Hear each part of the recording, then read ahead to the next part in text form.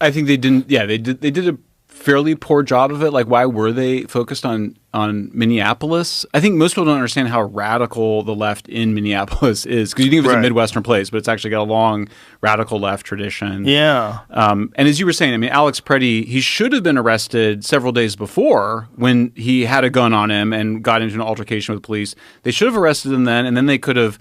The judge could have done a lot of different things, but they could have taken away his gun. They could have put a restraining order on him, so that next time he showed up and people would know to look for him, then he would have been, kept out of the area. Do you know the story about the gun that he was carrying? No. Okay, so he's carrying a gun called a SIG P320, which is notorious for accidental discharges. Not mean there's lawsuits all over the place. There's videos of cops in precincts bending over to pick something up, and the gun goes off in his holster. There's a ton of these. So I don't know if this is completely accurate, because this is obviously the fog of chaos of these type of altercations and situations. But there's a video that many people have reviewed, and it's their conclusion that if you watch the video, when one of the ICE officers removes his gun, even though he does not have his finger on the trigger, has his hand on the gun and his fingers on the slide, as he's moving off, it appears the gun goes off. Now, they've zoomed in on it and shown that it does look like the gun's going off, and it does correspond with the sound of a gunshot. Okay. It's just hard there is to a know. Sound. You hear a gunshot in the video. Yes, but I don't know if it's legitimate. It's hard to know. But but if it was any other gun, like say if it was a Glock, I would say that doesn't make any sense. His finger's not on the trigger. It's not going to go off. But that gun is notorious for going off. There's a guy online that he shows a video where he takes the gun and he manipulates the slide and it goes off. Yeah. And it goes off without nothing touching the trigger. No one's pulling on it.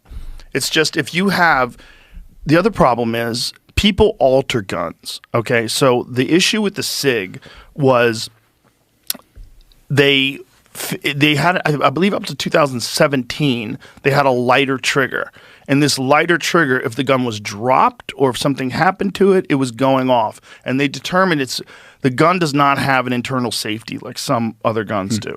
I'm not an expert, so I don't know exactly what the trigger mechanism is, but my understanding is that the trigger mechanism is different than their other guns. Like they have another gun that's notoriously reliable. It's a SIG P365.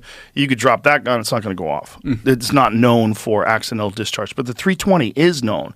And there's tons of videos of people demonstrating this online. There's a video where they're on a range and a gun goes off in a guy's holster, and the range instructor says, "What the fuck just happened?" And this guy, he points to this, the gun that went off, and he said, "Is that a SIG?"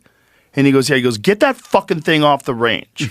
So it's that notorious. This one particular model, and it just happened to be the one particular model that Alex Pretti was carrying, which is fucking crazy. Well, his behavior was really reckless. It's really hard for people to hold two ideas in their mind at the same time. Like ICE messed that up, I think clearly. And Alex Pretti, I mean, we see the earlier video, where he kicks out the taillight of the ICE vehicle. Right. And he's got a gun in the waistband of his jacket. It's hidden by the jacket. He gets into this altercation with the police. I mean, when I posted about it, I didn't say this, but a lot of the responses were suicide by cop. People were like, suicide by cop. I mean, and I'm not making that claim, but I mean, his behavior was, I mean, the recklessness of the gun choice mirrors the recklessness of his behavior in those instances. And I heard people being like, oh, well, he was just defending that poor woman. There was a police officer engaged in an arrest of a person, and Alex Pretti intervened in that. I mean, I think you can mess around about it. It was a little... I don't know if it was an arrest. The police officer shoved this woman. Yeah, he was in an altercation with somebody. Yes. You don't go. People, in other words, people go, "Oh, you got to put yourself in." What do you think you're like? What do you think's going on here? Like that he should put himself in between that? No. The way the ICE officer wasn't a police officer, right? It's an ICE officer. Do you call them police? The way the ICE officer reacted to the woman that bothered me. Like he just shoved this lady, like stepped forward and fully shoved her. That's when Alex Pretti gets involved. Yeah. And then pepper spray comes out, and Alex Pretti should have absolutely filmed that. Should have filmed the whole thing.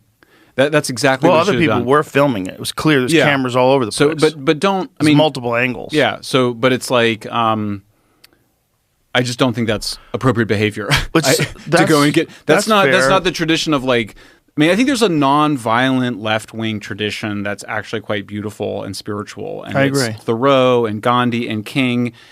That's not what was going on in Minneapolis. Well, that's not at all what's going on. This is a part of the problem with these things being organized, right? Organized, paid protests, and also people being radicalized by narratives. Then, of course, very different than what was going on with the civil rights movement. You have social media.